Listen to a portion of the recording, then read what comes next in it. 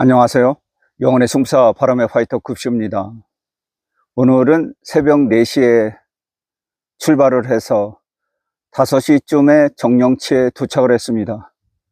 오래간만에 이제 지리산에 나와봤는데 정령치는 1200m 정도 되는 고지예요.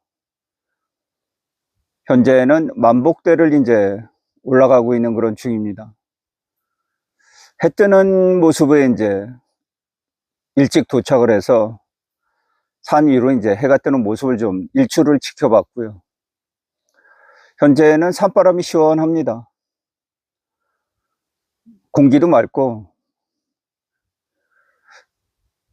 정령치는 주차장이 많지 않아요.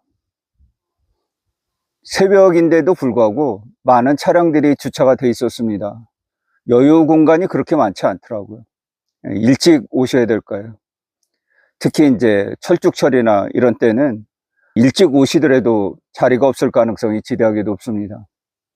이러한 점은 좀 참고를 해 주셔서 정령치 차량을 통해서 이제 오시면 되겠고, 남원에서 이제 버스가 운행을 하더라고요. 고갯길이 되게 심해요. 15km 정도 이제 산길을 타고 올라와야 되거든요. 오늘의 화두는 국가 아젠다에 관한 문제예요. 이재명 정부의 국가 아젠다 중에 중요한 과제 중에 하나죠. 정부가 내세우는 큰 가고자 하는 목표잖아요. 이제 아젠다라는 것이 코스피 5000 시대를 열겠다 이런 거잖아요. 지난번에도 이야기를 드렸습니다만 국가 아젠다 자체는 잘 설정이 되어 있다. 가고자 하는 큰 목표는 잘 설정이 되어 있다. 그러면 이제 구체적으로 이런 목표를 달성하기 위해서 어떻게 하면 2500포인트에서 5000포인트까지 갈 것이냐. 그러면 지금 기업 영업이익의 2배 정도는 달성을 해줘야 되잖아요. 친기업적인 환경을 만들어줘야 됩니다.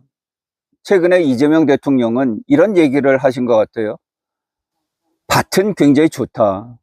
여기에 씨앗만 조금 뿌려주면 우리가 수확을 거둘 일이 굉장히 많다. 뿌릴 씨앗이 없다. 돈이 없다는 뜻이겠죠. 대체적으로 민주당 정부는 어느 정부를 떠나서 많은 일을 하려고 해요. 그러니까 세수 중대를 하는 편이 많아요. 미국도 민주당 보면은 법인세를 28% 올리고 트럼프 대통령은 법인세를 낮추려고 하고 이런 싸움을 벌이지 않습니까? 정부에 따라서. 지금 감옥에 계시지만 전 윤석열 대통령도 법인세를 3% 인하하려고 처음 시도를 했지만은 민주당 반대에 그쳐서 1%밖에 인하를 못했잖아요. 근데 다시 이재명 정부는 이 법인세 부분을 환원시키겠다는 거 아니에요? 기업들로부터 세금을 더 걷겠다는 거예요. 당연히 영업이익이 줄죠. 코스피 5000포인트하고 거리가 멀어지는 일이에요. 이 한 가지만 보더라도 우리가 큰 틀에서 아젠다를 설정을 해놓으면, 목표를 설정해 놓으면 이 목표에 도달하기 위해서 스텝 바이 스텝으로 단계적으로 이 목표를 분쇄해야 되지 않습니까? 2500포인트면 3000포인트에 도달하고 3000포인트면 3500, 3500에서 4000 이렇게 단계별로 목표를 정해놓고 도달하려는 과제들을 설정해놓고 수행해 나가야 되잖아요. 그런데 이재명 정부 들어서 너무 이제 주가가 단기간에 PBR 0.9배 있다가 3222포인트 정도까지 단숨에 올라버렸잖아요. 물론 신정부에 대한 주가 5000포인트, 국가 아젠다에 대한 기대감도 있었어요. 고객 예탁금이 70조 원을 넘어서는 등 과열 조짐을 좀 보이기도 했죠. 9월 선물을 보면 외국인보다는 국내 기관들이 많이 이끌지 않습니까? 특히 금융투자 이쪽에서 9월 선물을 이제 9월 누적적으로 1조 2천억 원을 매수를 단행하면서 주도를 하고 있는 그런 상황인데, 그것은 시장 기대치가 있었다는 뜻 아니겠어요?